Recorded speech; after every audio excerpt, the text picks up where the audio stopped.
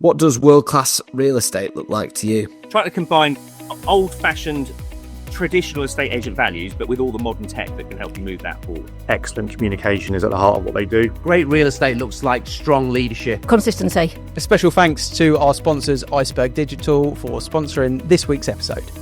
Hello and welcome to another episode of the World Class Real Estate Podcast. My name, as ever, is still Mark Worrall, and I am joined by Mr. Ian Macbeth. How are you, mate? My name is still Ian Macbeth. Ian Oliver Macbeth, for those that don't know, actually. Oliver is my youngest son's middle name as well. It's a good name. Yeah, my nephew is also called Oliver, and we went to get on a plane once, and they got confused on the ticket for some reason, thinking that because an Oliver Macbeth had already gone through, that I was Ian Oliver Macbeth and that I'd already gone through. They got confused with our tickets and they wouldn't let me on the plane for about 20 minutes. Laying everyone. Oh, you talk about planes. We're going on holiday in 2 days, so I'm very excited for a few days away. Nice. Yeah, I was watching a program that you don't want to watch actually before getting on a plane last night, but talking emergencies and crazy and holidays. Obviously, we're recording. Kids are back to school now. How was kind of the back end of October for you and your agency? We had a phenomenal October, actually. Really, really positive. And we talked at the start of the month about needing a good month, try and hit the targets that we'd set for this year. And the team, to be fair, absolutely knocked it out of the park. And that was, I don't know if this happens where you live, but we tend to, a lot of the time, have 2 weeks of half term. Some schools are off 1 week, some schools are off the other, some schools have 2 weeks. So we've had the last 2 weeks that have been disrupted. And whilst there's not loads coming on the market, we've listed some decent fees and big chunky houses. But our sales, it was one of the best months so far of the year. Not loads and loads of activity, and I don't think there's loads coming to market. I think we'll now be in this. Well, we won't see very many instructions, I don't think, for the next 3 weeks until the budget. But for sales, yeah, can't complain at all. It was really, really, really encouraging. What about you? What are you seeing across avocado? Yeah, October was the other way around for us. Sales were kind of okay, nothing spectacular. Listings were okay, nothing spectacular. But exchanges were monstrous. Yeah. Monstrous. That's what you want it, innit? Yeah, like outside of stamp duty holiday months, like the biggest month that we've ever had on exchanged business. So it's nice to get all the money in kind of, before the end of the year. Gets us Q4 rocking and rolling, so that hopefully we have a big end to the year, which is nice for the self-employed agents on bankings. Yeah. And then it's just making sure that obviously the pipelines carry over. Quite a few of the agents are in different sort of places, as it always happens, whether they're in year 5, 4, 3, 2, 1 or whatever. Did a fun exercise with two of the newer guys. We've got this sheet where we created it in a group meeting with 103 ways to generate a listing. Nice. And we did a Zoom call to try and sort of get some inspiration. I think we did 90 minutes on the Zoom call. We got to 63, and then we were like, okay, we'll do this another time because we've got enough to go at. But little things that were quite good, like getting your handwritten Christmas cards ready for, yes, key clients or key touts that you might want to try and target, little things like that, the sort of manual stuff that, doesn't take too long, but it's worth its energy to actually go to the level of writing out a nice Christmas card and dropping it for a door, things like that. Are you a fan of getting your face on a Christmas card? I think it depends. I think there's nothing more authentic than going down to the card factory, buying a box of 100, the small little ones that get passed around in the school classrooms, and just putting it through the door. I think actually when it's all branded and it looks a bit too much sometimes. I think it's nice to send those to previous clients, like, not anniversary cards, but thank you, for being a client of the past type thing. I think that's quite nice because it just brand recognition, just keeps people familiar with the brand. Yeah. So yes, I am, but depends where it is. Ollie Hawkins, who is one of the avocado agents, Tadley and Thatcham, he's got an unbelievable completion thank you for your business card, which is him as a cartoon, but he's quite a big character. He's got a big beard, big glasses, and yeah, he's got a great completion card that's got himself on it, but in like a cartoon form. So yeah, sometimes it's good. Sometimes the agents like their face on the board, sometimes they don't. What's your thoughts on that? Boards with faces? We don't have our faces on our board, but it's a regular topic of conversation around our training room. We have, same sort of thing. We have different opinions on it. It depends on the business, I think. So I think for the self-employed businesses, I think it's a good idea. I do. I think for if you operate a different style, the more corporate, I don't think it really works. But it's all about brand recognition. Personal brand is so important now in this industry. So yeah, I think a face on the board, depending on your business setup, can only help build your reputation locally. Do all your agents have faces on board? No, it's their choice. It's absolutely their choice. And I would say probably 90% of people that have launched in the last 18 months have said yes. Yeah. The existing agents before we put faces on boards, because we didn't when we started, it was just name and mobile number. A lot of them haven't wanted to transfer over and get their faces on the boards. But most of the new agents do. But I think if you've been an agent, like typically for us, an agent's worked or lived in that patch for a decade, for example, it's a bit of a no-brainer. Yeah, it's a bit of a no-brainer. We got two guys in particular I'm thinking about. They're both kind of specialists in two neighbouring villages, and they came together, and one ran the independent office there in one of the villages since it launched. The other one had worked in the other only independent office for like 10 years, and they both came together and joined us, which was amazing because they were kind of the faces. So they put their faces on, and they're in their first full year now after 6 months of last year, and they've had an unbelievable month. But that board recognition of seeing their face and going, oh, it's him, he's moved to there, has been very, very, very powerful. But some people don't like it, so it's each to their own, isn't it? I think personal branding, though. Yeah, absolutely. And you mentioned was it Ollie with the cartoon? I'm imagining that was an AI sort of thing. Those are the types of things now that you can take a little bit of AI and embrace it and use it to just stand out from a marketing perspective, I think. Had a bit of fun last night. The kids went to bed and my wife was typing up an inventory because she's an inventory clerk. So I was sat watching it was your game actually, wasn't it? Sunderland Everton. Yeah, not a great game. Not a great game. So I ended up working out whether I could turn Google reviews into video testimonials while the game was on, because that seemed like more entertainment to me. And I managed to use a particular program to get the Google review translated into an AI video. Needed a little bit of tweaking, but I've been working on that now. I've wanted some sort of program to do that for me for the last year, and it's like 90% there. You wouldn't know it was an AI from a visual. You would know it was AI from a vocal. And I needed to turn the Google review into video script rather than written word, because you could tell the difference. But it was pretty good. It was pretty good. You're going to have to send me that. Yeah. There was, and it even pulled, I used one of Ricky's, and it even pulled the YouTube thumbnail. I don't know how it did it, because it was Ricky Veal from Avocado Stevenage. It scraped the internet and found a YouTube thumbnail and pulled it in as part of the B-roll.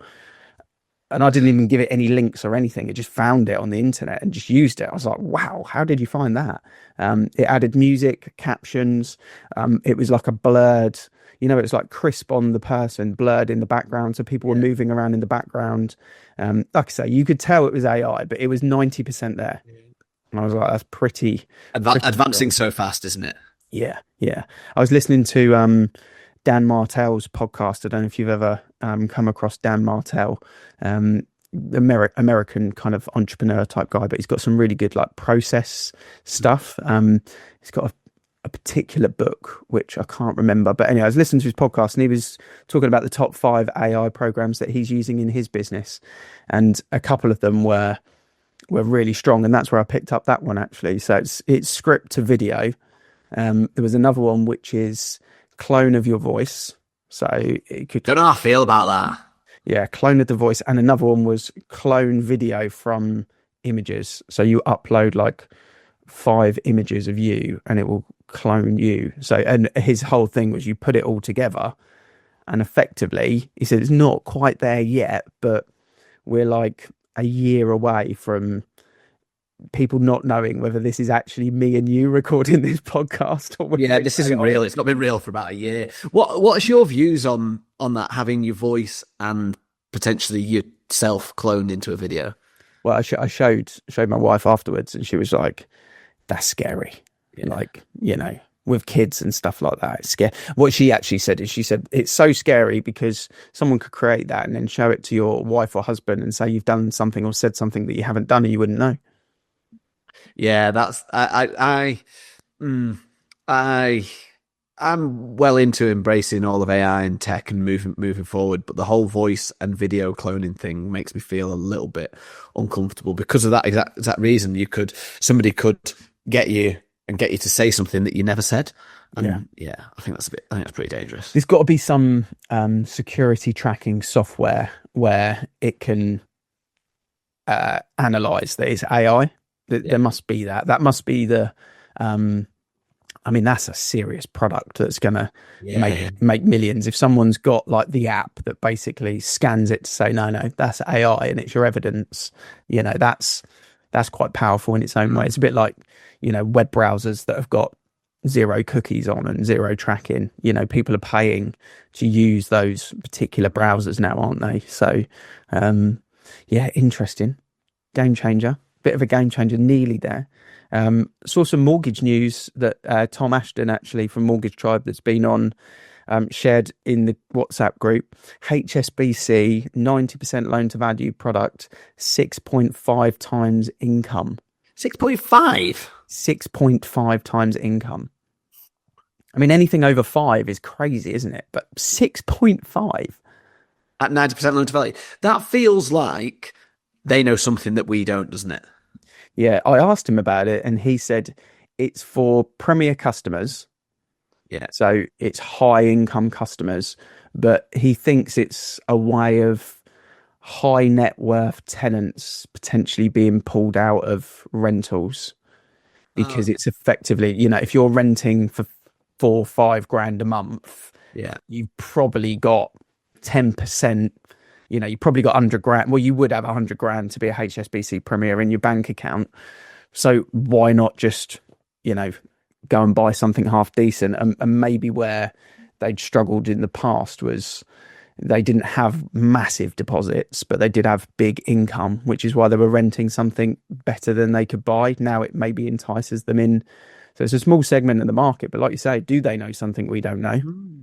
I do think with the budget coming up, it feels like our listings are lower at the moment, but it does feel like, depending what happens, there could be a bit of a run until the end of the year. If there's changes that aren't coming into effect immediately, I do think that you might see the same sort of pent-up market that we saw when Boris got in, the Boris bounce, if you remember that. Mm-hmm. I think there is a chance that we might see that sort of activity towards the end of the year. That's what I'm hoping for anyway. Because I think at the point of us recording this, Rachel Reeves is delivering like a pre-budget speech. Oh, right, okay. Obviously, we're recording this. This is going to go out next week, but she's doing something at Downing Street today, which is a little bit unheard of, actually. But she's effectively warming the country up for a massive hike in taxes. So she's kind of like going, the budget's going to be shit, but I'm going to tell you about it 2 weeks, 3 weeks before, just so you're ready. I think that's pretty much what's happening. But or is it just so she's still in a job? Maybe she's just making herself semi-valuable.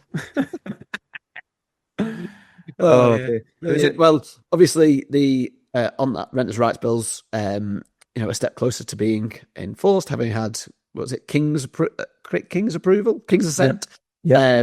So that now is a real thing that we should be talking to clients and educating clients on, and then obviously, but that doesn't apply to the MPs apparently. So no, I mean, if we're getting towards this point, it'd be interesting for the next couple of conversations that we've got some great guests coming on. We've got Ben from Keystone coming on.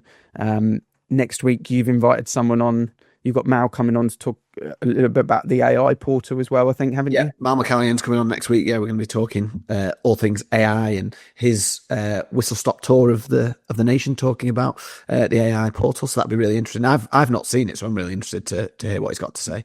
Yeah, that would be really good. And then we've got Regina, who's a waterfront agent over in Ireland, avid listener of the show.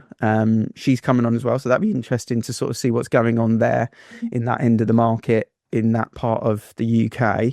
And then we've got some face-to-face recordings booked in as well this month, which would be great. We've got Stephen Brown coming on, a couple of other guests that are in limbo that we won't reveal just yet, but it's interesting. So if you are listening, and you haven't subscribed to the show, please do, to get those notifications. It's great to see people subscribing and listening. So a little plug for what's to come.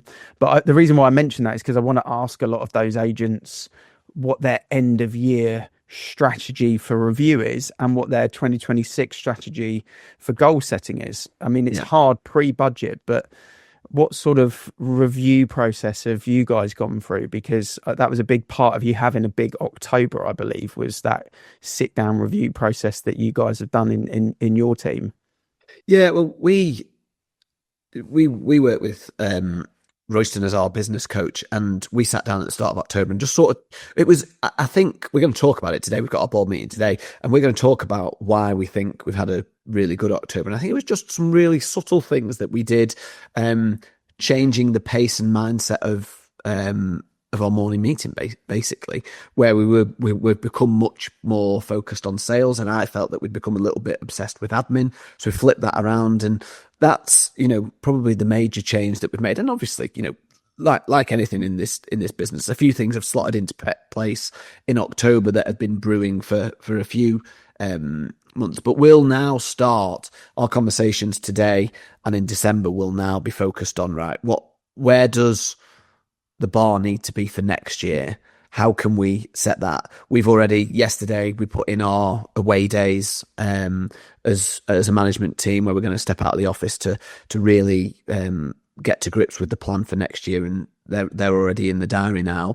A couple of away days, because it does get quieter at this time of year, and that might change, as I said before, depending on budget. But those dates are in the diary now. They're not moving, because if we don't plan for next year and we don't have a strategy as to how we're going to achieve our goals, then we just won't. We've talked about it loads. We don't need to go through that again. But I think the really important thing for us is reviewing this year, and setting goals on next year. I'm not sure where we're going to set our goals next year, and like you say, the budget is going to play into that. There's a little bit of uncertainty in my mind around that, and we'll probably only decide it when we've actually had those away days, and we've got some ideas around. And for me, building the business, it's about moving forward, making progress. And the away days that you talk about, so what is that, like a senior leadership team getting out of the office, little overnight stop maybe, and everyone feeling quite open, bit of vulnerability, bit of ambition? That's the kind of away day that you're talking about there, is a real kind of out of office business development strategy kind of session, really. Yeah, the whiteboard and flip chart comes out, and we start, it's almost like a bit of blue sky thinking, right? What does the world look like? And whenever I write any goals, and we do it as a business, we're always talking about how we've achieved those goals. So one of the conversations we'll often have is, how do we want the year to have gone when we close the door for Christmas in December next year? And that will be basically how we start those conversations on a flip chart. And, clearly we'll talk numbers, but it's not just numbers. It's, there'll be, because it's my mum and my wife and myself that will be having these conversations. There'll be personal aspirations in there as well as business aspirations. I know that's different because, of the nature of our business and our makeup. But I think a lot of the time we run the business so that we can achieve personal goals. And I don't think there's anything wrong with that. So that will, what the business achieves will enable us to achieve personal goals. But yeah, it really is blue sky thinking on a flip chart. And then once we've got the numbers and the goals down, breaking down how we want to achieve it. What does that look like in January compared to April? And what do we have to implement now before the end of the year to make sure that we hit those goals? So that's really sort of our method of doing it as a business. And then we've got some longer term planning that we're doing as a business as well. I think what you just said there there's a super valuable takeaway in there, and I totally agree, because I think a lot of business owners don't have that mindset, which was, utilizing the business, running the business to achieve your personal goals. I do think that's something which people are really, really focused on now. I think from a generational point of view, that's something that I'm seeing a lot more of, is people are really seeing it as a vehicle to live their life, whereas the generation above us were very much, build, save, retirement, blah, blah, blah, blah, blah. And I totally agree. I think for us as a group of shareholders, one of the most important meetings we had was we did an away day. We did a hike around the Peak District. And the night before, we had a couple of beers, the five of us, in this dodgy Airbnb. And it was quite big. It was just a bit weird. Not like you to pick a dodgy Airbnb. Yeah, no, I don't think I booked that one actually, but I've not got a great track record. And yeah, we just had a really good conversation about, actually, from a personal point of view, what we want to do over the next 2, 5, 10 years individually, and then how the business can kind of almost justify that with our planning. So I think that's a really, really good topic. I think it's a really good point. No, it's good. It's good to hear those away days. And as we sort of gear up for 2026 planning, I think everyone probably needs the budget in play to really know where we stand in terms of the lay of the land. But I think whatever it does is just making sure you look at the opportunity within it, rather than burying your head in the sand and kind of throwing your toys out the pram and saying, right, we're all screwed. I think it's looking at the opportunity and learning from maybe, the Kwasi Kazamozi one, that kamikaze budget. What did we all do as estate agents after that? Because we all got in a bit of a flush, didn't we? But what can we do differently to be better, if it is a negative one? The big thing about something like this is we can't control it. We can't, if the budget comes, and then if we sulk for the next 6 weeks into Christmas, the budget's still there when we come back. Yeah. Whatever your reaction to that budget is, it's still going to be exactly the same. The budget doesn't change. Whereas with anything in life, there is always opportunity in it. So it's like the renters' rights bill. So there is so much opportunity in that. You might have opinions that it's a car crash for landlords, etc., but there's loads of opportunities in that as a business, and we've got to approach this as opportunities. You're right; it is going to play into our business planning in a big way, but you've got to find the opportunity in it, and you've got to temper your reaction to it as well. You can't sulk and throw your toys out the pram and generate negative energy in the office. It's got to be right. Where are the opportunities in that? And I would say, whatever the budget presents, the conversations over the next few days within the office should be right. Where are the opportunities in this? How can we turn this around to make it, good news, successful for our business? Because if you're not doing, one of your competitors will be having those conversations. Yeah, and I think you said you've got your boardroom conversation today, and we've got ours next Friday, I think. But one of the best things, even pre-budget, that I think all estate agents could do now in a big group, and by big I mean 5, 6 people, maybe 3 if that's your room. But I do think doing a SWOT analysis, like an old school SWOT analysis for 2026, because we kind of know the theme of the budget, don't we? We kind of know inheritance tax, capital gains. We know where they're going to, stamp duty tweaks and stuff like that. You've got the threats that you could really look, and then you spoke about October being a really good good month for you. So what are the strengths? What are the things to double down on? Where are we weak? What wasn't good? Was it fall throughs or blah blah blah? Is it valuations? Is it fresh listings? Is it fees? Whatever the weaknesses are to focus on. But the threats are massive, and I think this is the box that on a SWOT analysis people could really go, right, what is the risk factor here, and then what's the opportunity? Because the threats are normally where you find your opportunities, aren't they? How do you spin them? So I think estate agents doing that in November will be ahead of the game when the budget kicks in and you go, okay, that, and that, these are our opportunities. Let's go for it. And we're strong here. So let's talk about where we're strong and that this is our solution to that. Because I asked my mum and my stepdad if they could babysit and pick the kids up from school, ironically, on the day that we're doing the face-to-face filming, because I said the missus is busy. And they said, oh, no, we're on the Queen Anne Elizabeth cruise or whatever it is. And they've basically they booked last month like 8 holidays. Spending it. And I said, you guys are away a fair bit. He goes, I'm spending your inheritance before we all get taxed on it. And I was like, fair play. Fair play. Yeah, why not? Yeah. Because he's like, look, you're going to lose it, so I might as well use it. And I was like, you can't argue with that. There's 4 kids that are going to inherit, a half sensible amount of money, but it's going to be taxed to the balls. So they're just going to enjoy their retirement. I said, that's exactly what you should be doing. Yeah, I couldn't agree more. That's exactly how it should be. And not enough people do that. And I think there's a particular phobia around it that maybe we've spoken about before, about people that have just saved, and then they struggle to spend.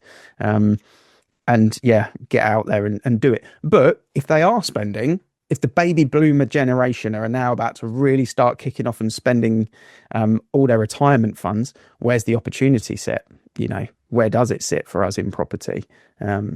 Maybe it's good for travel agents. How is it going to be good for estate agents? Yeah, the economy might have a bit of a boost, but it depends where they're spending the money, doesn't it? Well, it all goes round, doesn't it? Because if they're spending loads of money with travel agents might become first-time buyers. They might be upsizing. Yeah. So it all goes round in a circle. So this is the whole sort of theme of that SWOT analysis. I mean, it's been around since day dot, but it stands the test of time, that SWOT analysis, if it's done right. I just think it's a great, sort of hour session that you just can't lose on, really. It's a great time of year to be doing that. We talked about the November, December planning months in agency. It's a great time of the year to be doing that, and especially with the budget coming up, like you say, you've got to.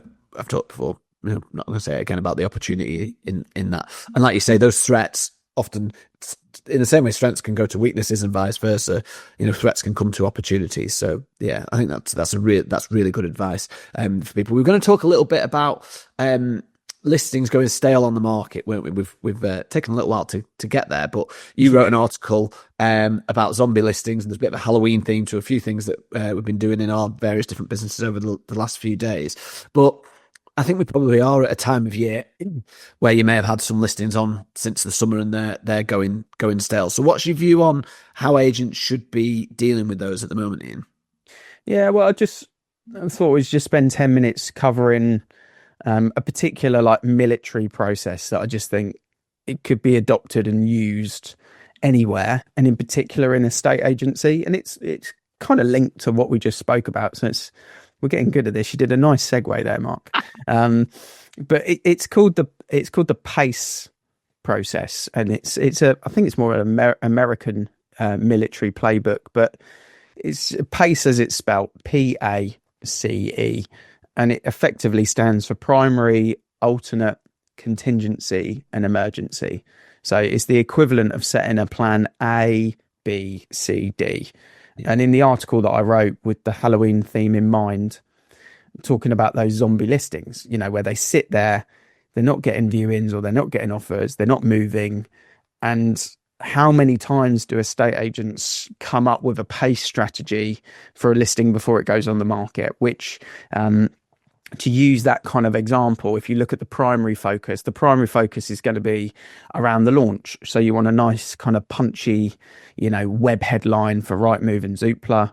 You want that kind of nice hero image of the front shot. I think you spoke about, you changed your front shots recently for Halloween theme for a little bit of a change of focus. Yeah, which you could call that the alternate, you were trying something different. But back on the primary, the whole focus of a launch really is to try and get someone to click from the scroll, isn't it? That's what we're looking for. If they're scrolling on Rightmove, you want someone to click into the details. If they're scrolling on social, you want them to click through to the website. And whatever we can do around that depending on what your strategy is. For us, it's beat the portals. For other people, it might be social media videos. And then if the momentum stalls and you kind of get, 3-10 days into the listing, well, what's your alternate route?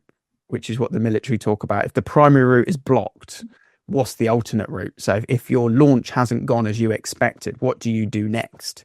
So is it a deeper pricing question?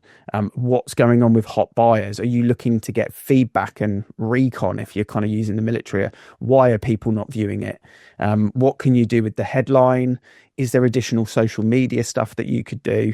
What different route can you take with that listing before making the key change around pricing? And then you get to the C, and it's contingency.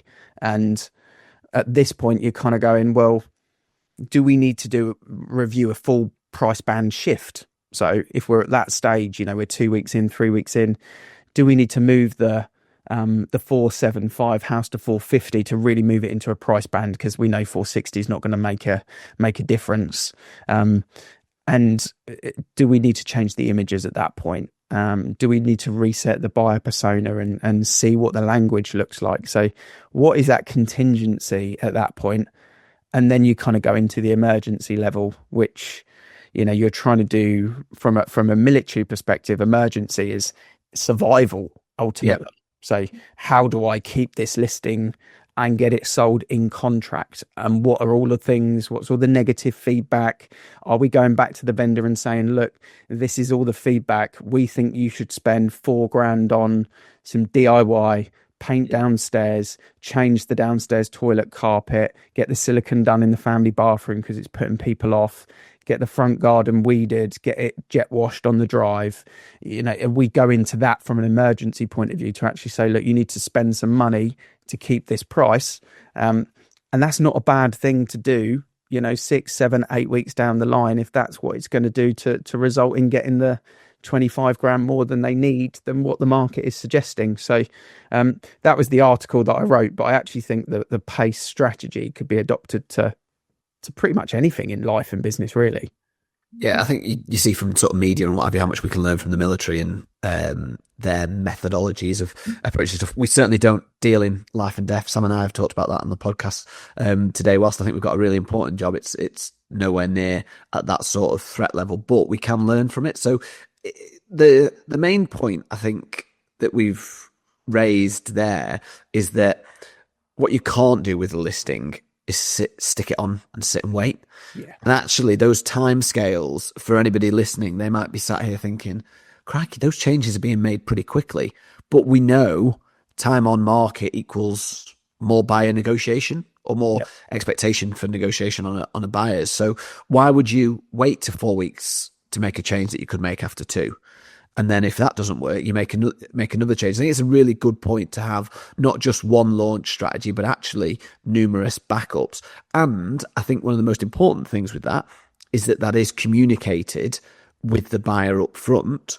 And obviously you can't cover off every possibility, but you can communicate it up front and get their buy-in on it, whether they need to sign it within the contract if you're going to put details within there, whether it's just confirmation of that strategy that you're going to communicate with them. But I think actually one of the most important things with that is that you communicate it with the buyer, because they're then going to see that actually it's not just a case of stick it on Rightmove. And inevitably, if you're coming up with 4 alternative marketing strategies, it will lead to higher fees and obviously more success, because we know those subtle changes that you can make on Rightmove or really proactive looking at the price. Those are the differences that makes the properties sell. Just sitting and waiting quite often is not a successful strategy for any property to get sold if you're not getting the level of interest you need.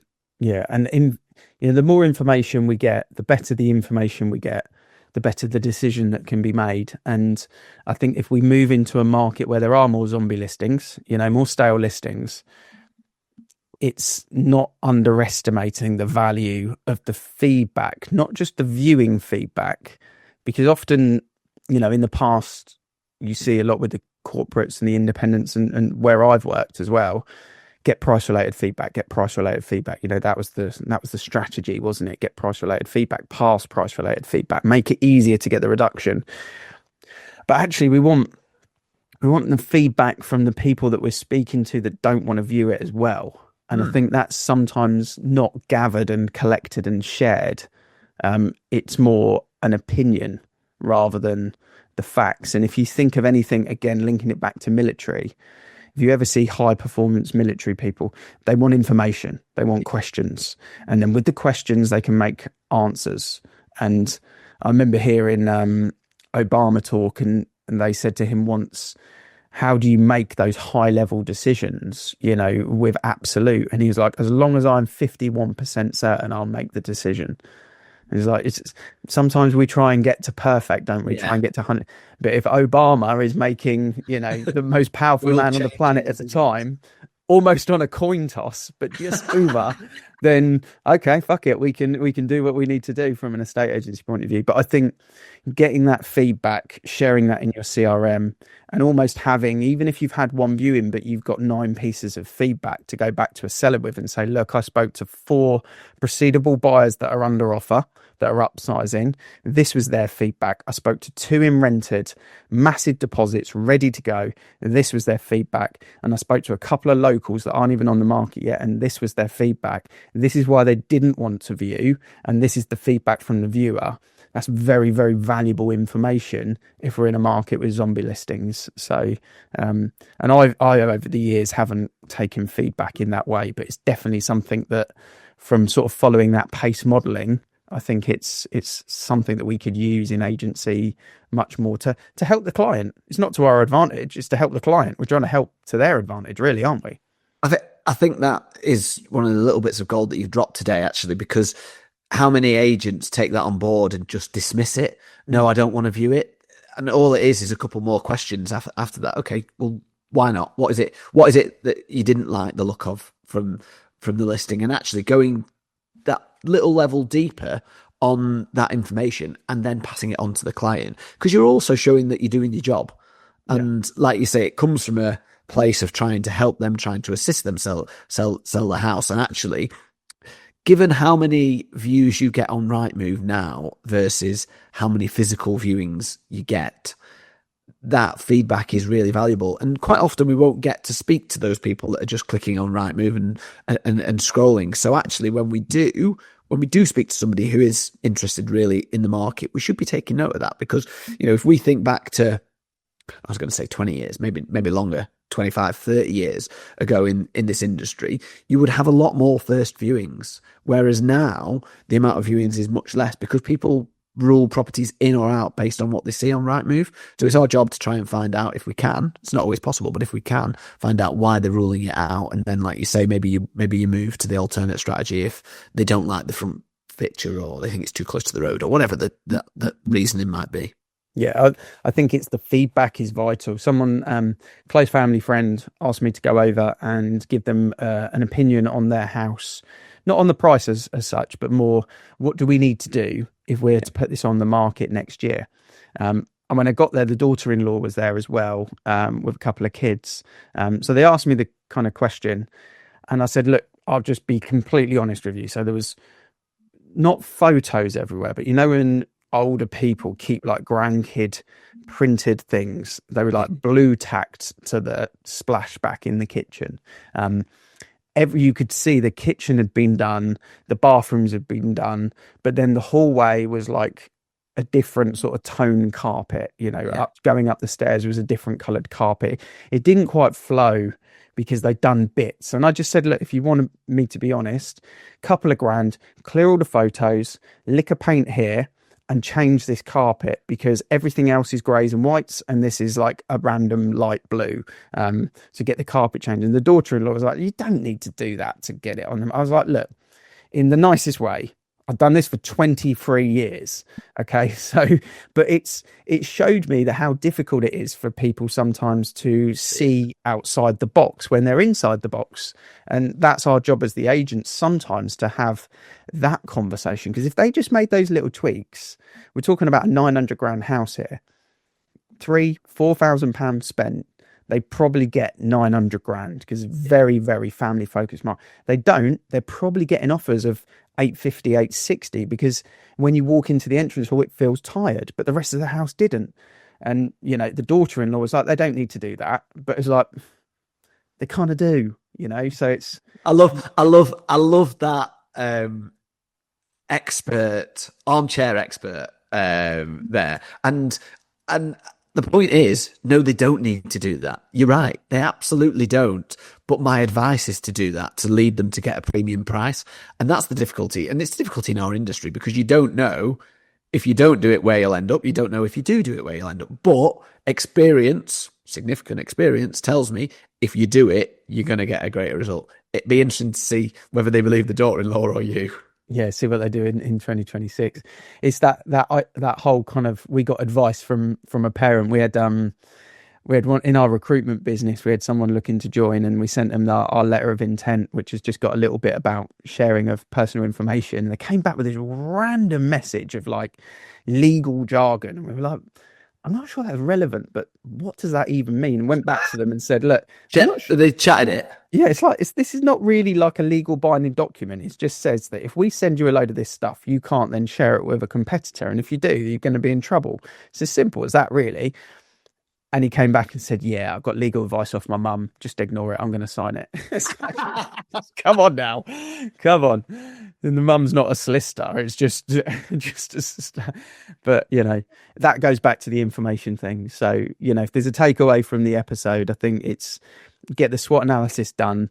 And, you know, feedback is key, isn't it? You know, if we and general business planning, SWOT analysis and general business planning. But actually, I think that in terms of listings, because there will be a lot of agents that have got listings that have been sat now for a little while. But I actually think the bit within that, as you said, is the feedback, not just from people who view it, but from people who don't want to view it, and make sure that we're compiling it and passing it on. I think it's really, really good advice in a market where some stock will sit for a little while. Yeah. Because if you can see a trend in that feedback, didn't want to view feedback, that's your answer, isn't it? That's the fix. That's the solution.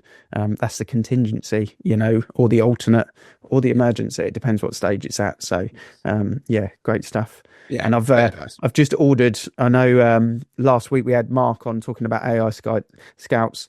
I've just ordered 19 postcodes. So. There's going to be some serious scouting going on. Serious AI I knew scouting. Love this. You've always liked a bit of Football Manager. You used to play Football Manager back in the day instead of doing work on a Friday. I remember reading a post. Well, actually, I date back to Champman. You remember Champman before the rebrand? Yeah. I date back to Champman. You know, I had Vialli and Mark Hughes up front. 97, 98 was the epic year. Yeah, probably a conversation not for the estate agency podcast, but that it'd be really interesting to hear how that process goes, because Mark last week talking about it was, you know, really interesting, and as I said last week, very passionate as ever. But it is a bit mind-boggling. We talked AI right at the start. The capabilities of AI now are just getting more and more. So I'd be really interested if you can report back on how those AI scouts go to work for you and how you build your little football team. Yeah, well, we'll do an episode December or January after I've had sort of 4-6 weeks of playing with it. Report back, see how we get on. So yeah. Absolutely. No, amazing. Well, thank you very much for listening. As you know, we do this because we love our industry. We want to see it improve and get better. If you have enjoyed today's, please. If you haven't done, let me finish. Choking at the end here. If you have enjoyed today's show, please share it out on social media and share it with colleagues. I'm Mark Worrall. He's Macbeth. Thank you very much for listening. We'll see you again next week.